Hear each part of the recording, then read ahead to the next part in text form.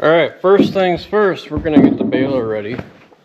And when we bought this thing, it had I think it was a model 51 thrower on it, where the speed adjustment was actually back on the thrower. And I was looking for a 53A, which has this style where you have a rod that comes up the tongue, where you turn it to adjust your speed. But I came across a 58 model thrower, which isn't supposed to fit a 275. I actually had to drill different holes for this style plate, but I wanted the front mount with the bearing in the front because mine didn't have that. Mine only had the one bearing here and it ate the shaft, and I wanted something with a little bit more support. So we put a 58 series thrower on this last year, and it works good. It's in a lot better shape than the old one was. It's not welded in 40 different spots.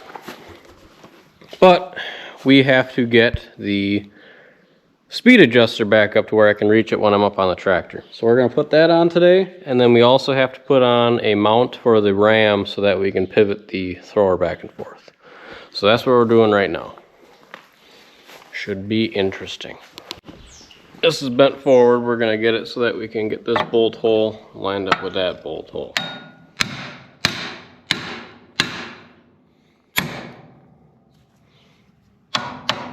There we go. Just got to put a bolt in there now. Okay, here's what we got. We got that bolted on.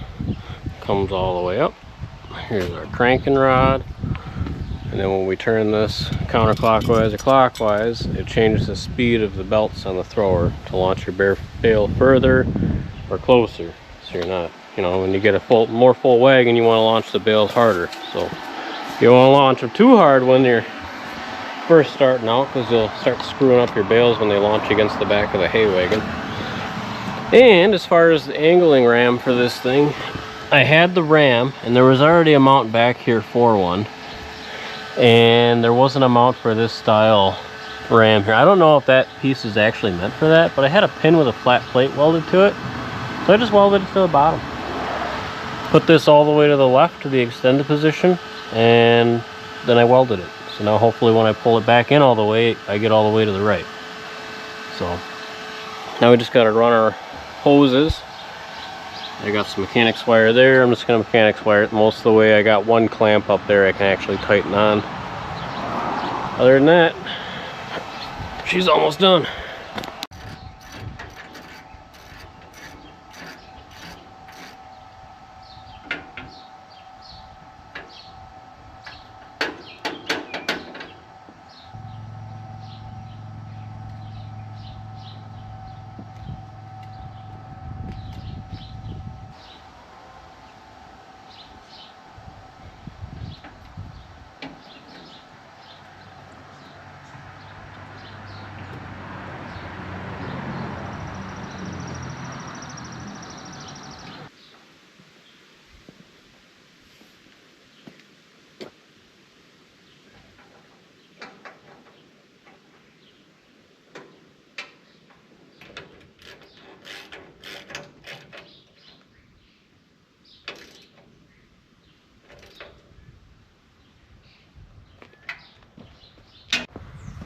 Alright, let's see if she works.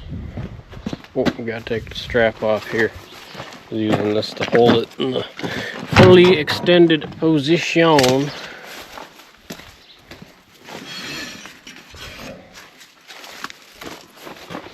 Some of you might think these hoses are too small, but the thing is, that thing swings really fast if you use big hoses. Ask me how I know. Alright, let's give her a try.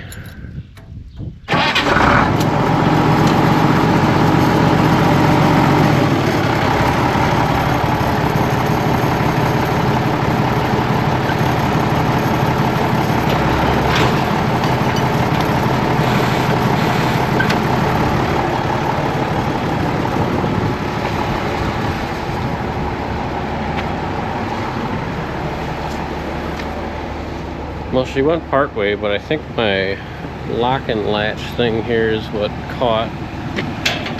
Yep.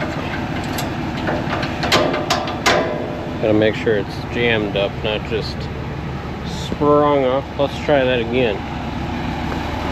Hopefully we get full range.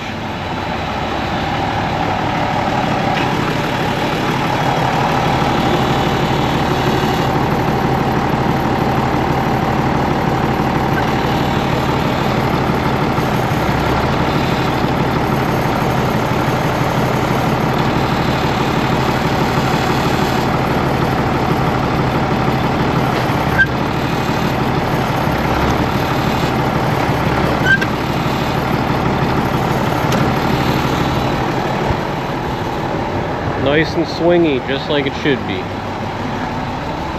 Well, good. I haven't had that working since I've had this thrower on here. Last year we just locked it straight, sent it. Weld's held. Just got to put a cotter key and a washer on that. We're good to go. Heck yeah!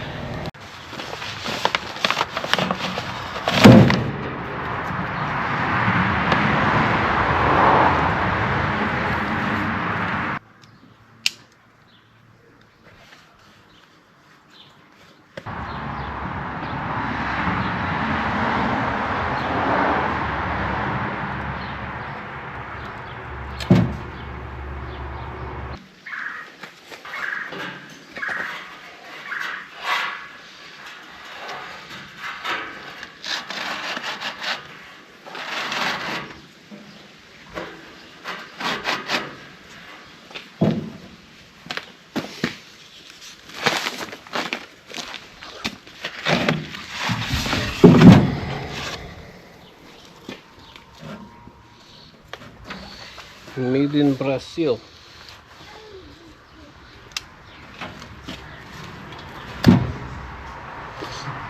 So we've been using 9,000 foot rolls, and I bought some 7,200 foot rolls. The difference being the 9,000 footers have a braking strength of 350 pounds, and the other ones, this one has 425 pound braking strength. And I didn't really have any problems with this, but this was a little bit, well, it wasn't cheaper because it's shorter, but with the belt throwers on New Hollands, people say that these break a lot less and you have a lot less risk of the belts burning through the thicker twine, which makes sense. So we're going to try this. Hopefully it feeds okay. Hopefully I don't start missing bales. If we do, I'll run to the store and grab a roll of the 9,000 foot stuff. Right now I'm just tying the twine, or the bales together, balls of twine I mean. That way when I run out, oh, see, that's what you don't want to happen. You don't want that to pull through, and that's what's going to happen. See? Try that again.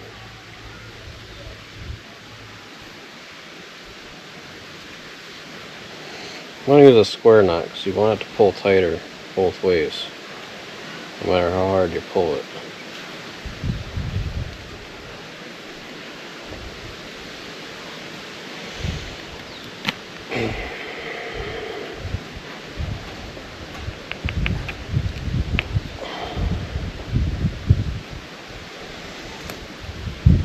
Tight as you can get it.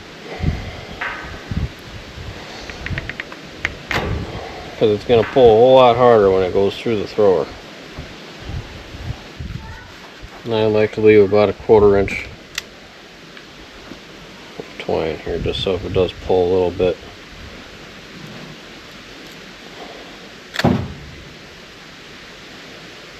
You don't want it too long, you don't want it to get caught, but you don't want it too short either.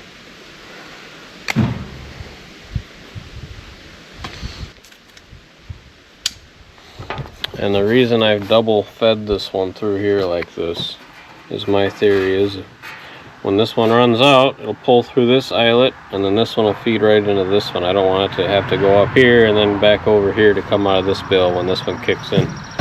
So that's my reasoning behind that. Should be ready to go for tomorrow.